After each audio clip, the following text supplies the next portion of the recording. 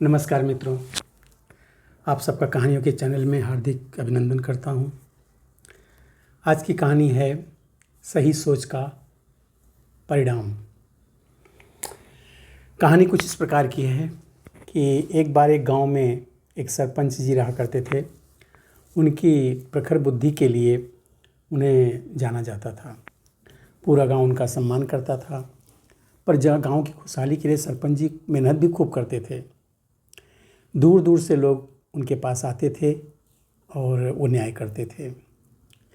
एक बार एक दूर गांव से मिलने एक व्यक्ति आता है और कहता है कि मैंने एक यात्री को अपने घर में रहने के लिए शरण दी थी रात को, और वो मेरा बेशकीमती सामान लेकर के भाग गया। सरपंच जी कहते हैं उस व्यक्ति को और जिसने उसे पकड़ा, उन दोनों को कल मेरे यहाँ लेके आओ। ठीक है।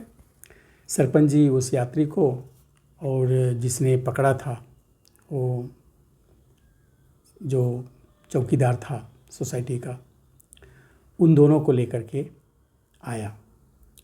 तो सरपंच जी ने पूछा चोर से, जो मेहमान था, अतिथि था, उसको पूछा कि क्या तुमने चोरी की है? तो बोलता नहीं महाराज, मैंने चोरी नहीं की है।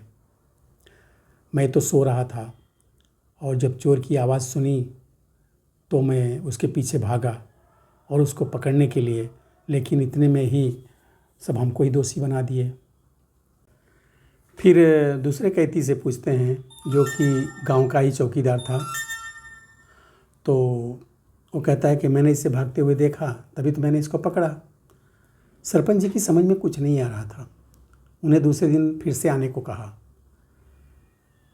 लेकिन दूसरे दिन भी कुछ भी नहीं हुआ। फिर सरपंच जी को एक उपाय सोचा और कहा, तुम गांव के बाहर एक बक्सा पड़ा है, तुम दोनों उसे मेरे पास ला दो। तुम दोनों की चोरी की सज़ा को माफ़ कर दिया जाएगा। दोनों दौड़ते हुए जाते हैं, फिर दोनों आते हैं। बक्सा लाते समय दोनों बातें करते हैं। तू गांव का चौकीदार है, फिर चोरी क्यों करता है? तब चौकीदार कहता है, मैं तो चोरी कर रहा था, तूने मुझे पकड़ा क्यों? अगर तू नहीं पकड़ता तो मैं तेरा नाम नहीं लेता, अब भुगतो। इतना कहते करते, फिर बात करते करते वो लोग पहुंच जाते हैं सरपंच जी के यहाँ। और सरपंच जी कहते हैं, क्या है इसमें, इतना बहुत भारी बक्सा है। तो सरपंच जी बक्सा खोलते हैं और उसमें से एक आदमी निकलता है। वो आदमी सब कुछ कहता है जो उन्होंने सुना था, और चौकीदार को सज़ा होती है और अतिथि को सम्मानित किया जाता है। आखिर सरपंच जी की सोच ने एक सही फैसला सुनाया, जिससे अतिथि निर्दोष साबित हुआ।